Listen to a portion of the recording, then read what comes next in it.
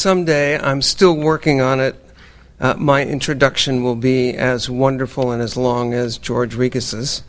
And I thank him for thinking that I could be included in this company. I am absolutely humbled and a little bit stunned to be here with you, and it's a great wonderment for me. Thank you. Since Passover begins tomorrow evening, the best way for me to begin is with something related to this quintessential Jewish holy festival. Rabbi Meir Shapiro of Lublin, Poland, a great educator who straddled the 19th and the 20th centuries for a relatively short 46 years, taught this. Why do we eat hard-boiled eggs at the Seder meal? Because the people of Israel are compared to this egg. Just as an egg becomes harder the more it is cooked over the fire, so it is with the people of Israel. The more they are oppressed, the firmer they become in their faith and their resistance to oppression. Indeed, as it was for the Jewish people during the 400 years preceding the Exodus from ancient Egypt, and during all of our many oppressions since, the more we have been tormented and afflicted, the more resilient we became, and the more resistant we were to the ultimate goals of our oppressors. Not only Jews, many peoples and cultures have looked to the Exodus from ancient Egypt for inspiration for their own struggles and for their own liberation. This can be all well and good on many occasions, but not for this evening's gathering. This evening we are trying to envision something beyond the ways in which people have come to view liberation and liberation struggles and the resistance to tyranny. In the telling of the story of Passover, as it is told in the text for that evening, the Haggadah, it is clear that the Exodus was not a bloodless coup, whereas actual battle between the emerging Jewish people and their ancient Egyptian owners and slave masters does not occur.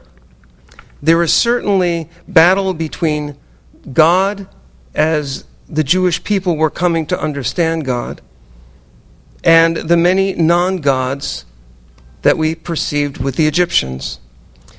The Egyptians experienced the failure of their non-gods as 10 plagues, ranging from the seeming pollution of the Nile River with blood to a disease that raced through the Egyptian population from which many died, including the Pharaoh's own son.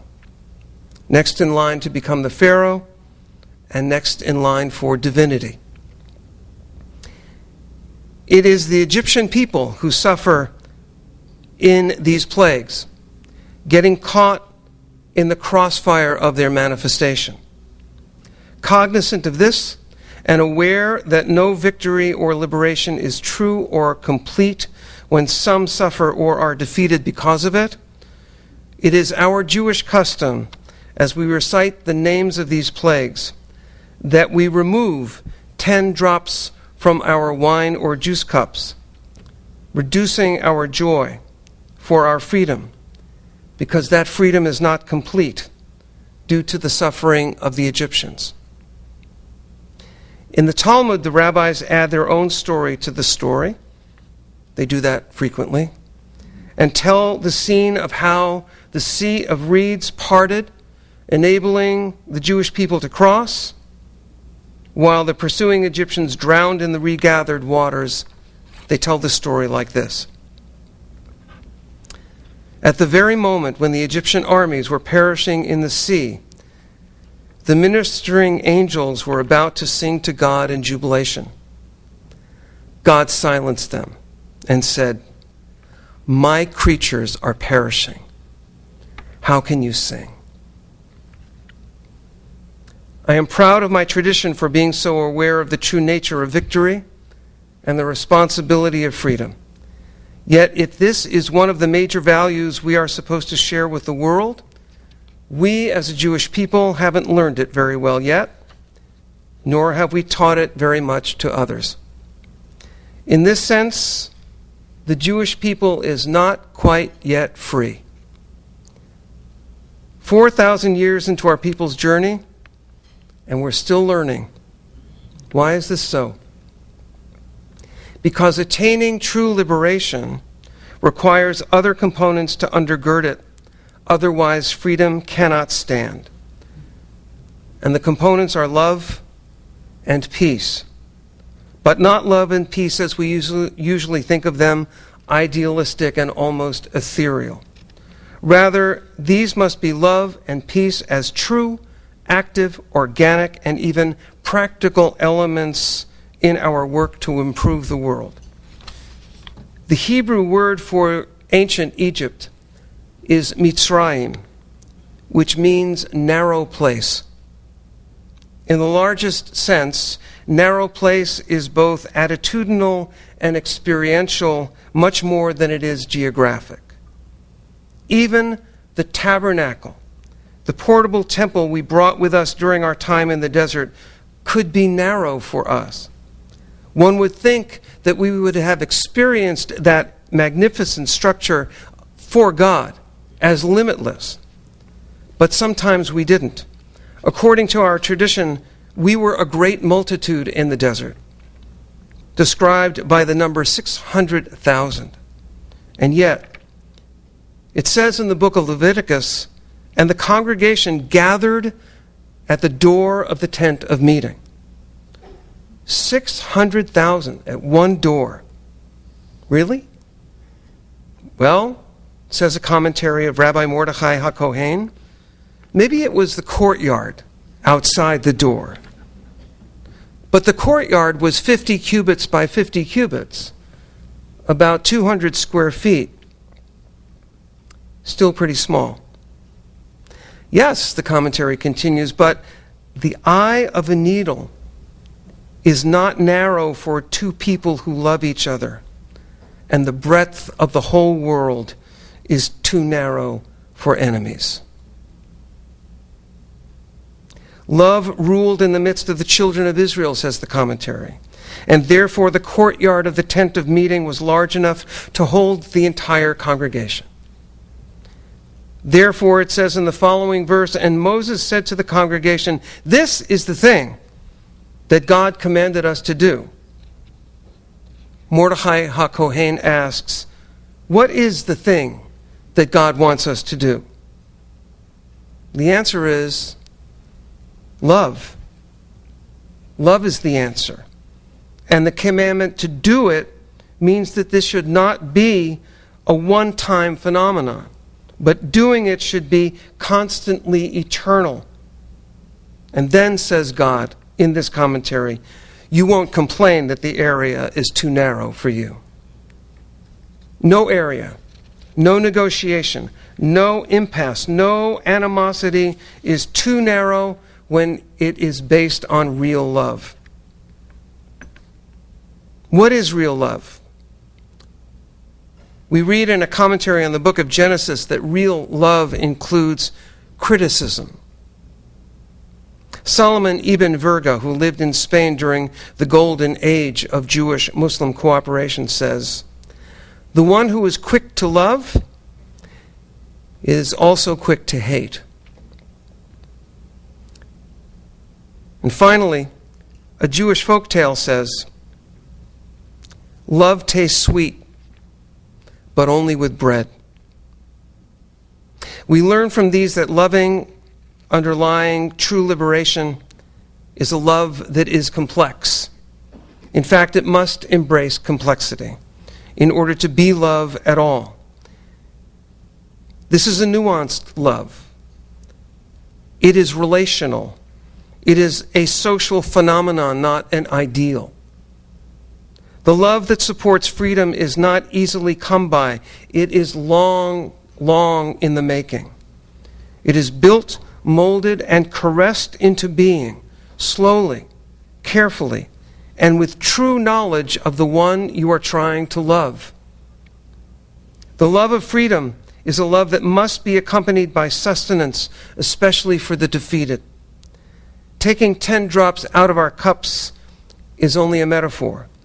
The defeated cannot become the vanquished or the destroyed by being starved into absolute submission.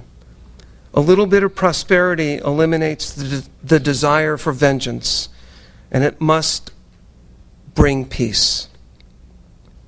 Love and peace overlap and support one another. Moshe Leib, the rabbi of Sasov, declared to his disciples, "I learned how we must truly love our neighbor from a conversation between two peasants, which I overheard. The first said, 'Tell me, friend, do you love me?'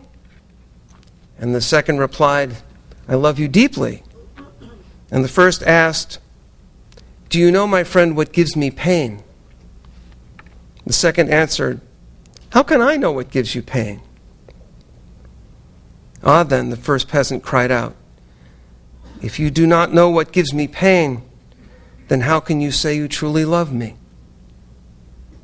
Understand then, my sons," said the rabbi, "to truly, truly love means to know what brings pain to your friend. Even in struggle, even in strife with an enemy, we need to know what brings pain to our enemy. If not, how will we bring peace?" Menachem Mendel of Rimanov said that peace with the other depends upon peace in the self, and that all the blessings in the world are for naught, if not for inner peace. One of my favorite Hasidic sages, Rabbi Menachem Mendel of Kotsk, anthropomorphized four entities in our world: peace, truth, justice, and mercy. And he imagines them at the beginning of creation, arguing as to whether or not human beings should be created. Justice and mercy are in favor, and peace and truth are against us. God understands that as long as truth is in the mix, humans will never be created, because truth could always argue that humanity will be filled with lies and falsehood. And so God casts truth down to the ground, down to the earth.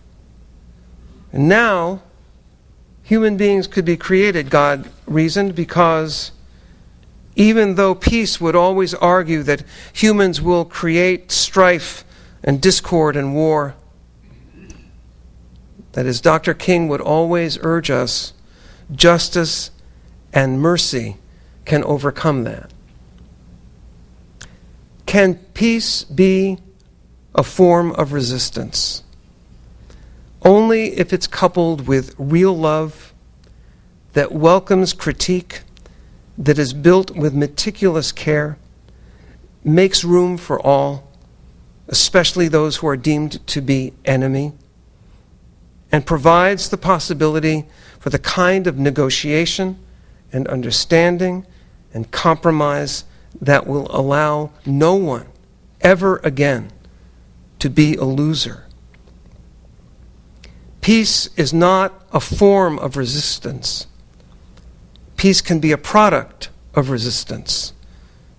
And that resistance, in turn, must be a product of justice and mercy and love and freedom. Thank you very much.